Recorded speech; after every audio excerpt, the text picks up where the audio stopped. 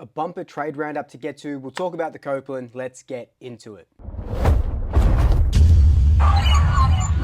Welcome back to Swoop Luke. In this episode, we're going to be talking about all the trade updates that we've kind of been hearing over the last couple of days.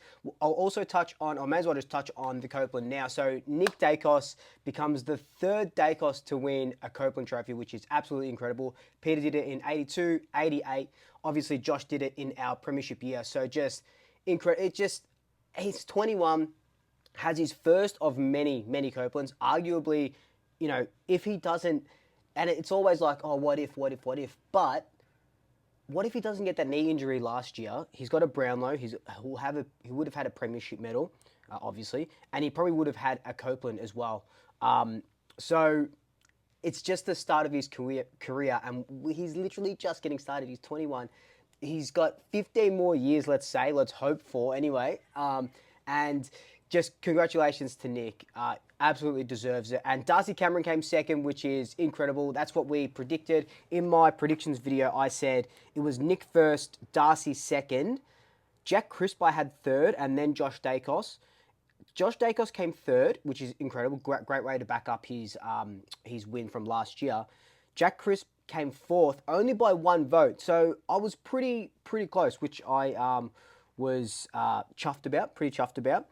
The first-year player went to best first-year player went to Joe Richards, which is weird. I was always of the thought that it had to have been your first actual year playing for the club, and it wasn't Joe Richards' first actual year. That's why I said it would have been maybe Will Parker. But he got the award, so that's amazing for him. The pressure, I said it was Schultz. Schultz got that, obviously. Best clubman, I said Maynard again. It actually went to Steele. So all of those players, all well-deserving. So round of applause for them. And let's get into the rest of this video.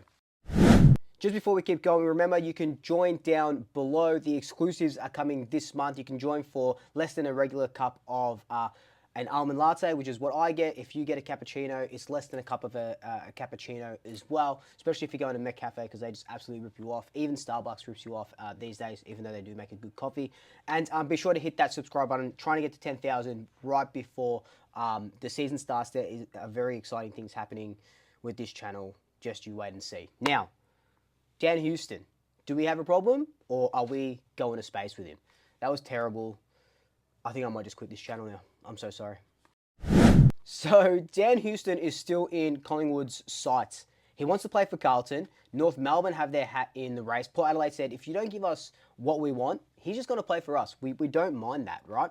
So, Port Adelaide, want a first-round draft pick. Carlton don't want to give up their first-round draft pick. They want to take that to the draft. They've offered a future first round. Port Adelaide don't want that at all. They've scoffed at it. So that's why Collingwood are trying to get that, at the moment, it's pick 13 from Gold Coast for John Noble. And you'll see people say, and we've talked about this many times, you'll see people say, oh, John Noble's not worth pick 13. John Noble, blah, blah, blah. Pick 13, you're laughing. Pick 13 for Gold Coast means absolutely nothing, because it's going to get tied up to their academy player, right, for the bidding. So that pick 13 doesn't mean anything to them. They can just give that away. It means more to other clubs. Now, if we gave up John Noble, a future, or even John Noble and a second rounder this season, so Gold Coast can get those points for those picks to match the academy bid, and they give us back, you know, pick 13 and a future third or something like that, because we will need points next year for Tommy McGuan. So that would probably help. We talked about that maybe it was a couple of months ago, where I had Lukosius going to Port, and it was like a three-way trade, which could probably happen. Something like that would be very nice, and it's probably getting discussed.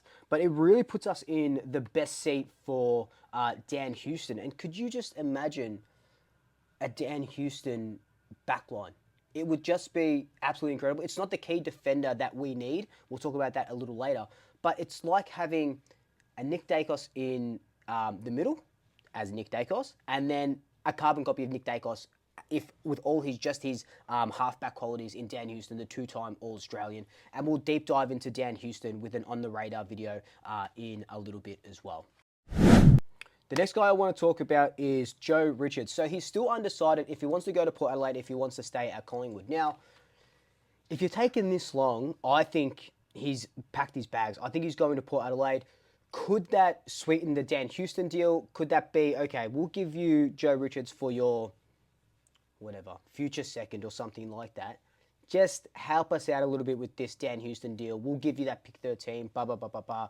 You get Lukosius, and maybe that comes into play a little bit. I would hate to lose Joe Richards, though. I think he's a fantastic player. I know he's only played 9 games. I think he will be a fantastic player because we don't have those small players coming through. Remember that Harvey Harrison did do his ACL, so we won't see him for the majority of next season. So that is a little bit how's it going. But if Joe Richards going to Port Adelaide means that we get Dan Houston, I honestly think it's an absolute no-brainer. Craig McRae keeps saying, I don't want picks, I want players, I want players, I want players. And what better player at the moment, after signing Harry Perryman, than two-time All-Australian half-backer Dan Houston? So the next part is all of our uncontracted players that we still don't know nothing about, still don't know anything about. We know that Aiden Begg was the only one delisted, and there's a raft of players that haven't got contracts going into 2025. Lockie Sullivan's manager came out this week and said, I'd rather Lockie Sullivan be told that he's delisted because they can't do anything. They're all stuck in limbo. Reef McInnes, Nathan Kruger, Josh Eyre, Bytel, Ned Long, Lockie Sullivan, all these guys are stuck in purgatory pretty much about what they're doing next season. There hasn't been any contract news. And I don't know if they're waiting for trades or they're just waiting to see who we can bring in and then starting to cull. So it's going to be very testy these next couple of weeks. I dare say we don't hear anything from these guys until the trade period obviously starts, which is, I think it's on Monday it starts, the 7th.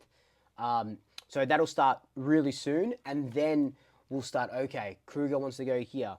Essendon are looking at Reef McInnes, blah, blah, blah, blah, blah. So I do hope Lockie Sullivan stays, though. I think he can offer us a lot, especially with Tom Mitchell. Is he going to be up to that fitness? I think Lockie Sullivan did more than enough to keep his place, even if it is for another year. So it's just a wait and see on a bunch of those guys. Adam Tomlinson. Now, not a name that we've talked about often. I think I've mentioned him once or twice. But he is still firmly on Collingwood's radar as a delisted free agent, which you can start picking up in November because he's been delisted by Melbourne. Obviously played for the Giants, played for Melbourne, couldn't get a good run at it, not injury-wise, just wasn't getting selected for Melbourne. Collingwood are looking for that backup and to help Darcy Moore out. He's obviously not a Nathan Murphy replacement. We're not going to find that. He could just be that fullback that we're asking for because Billy Frampton, we still are unsure if he can play that back role.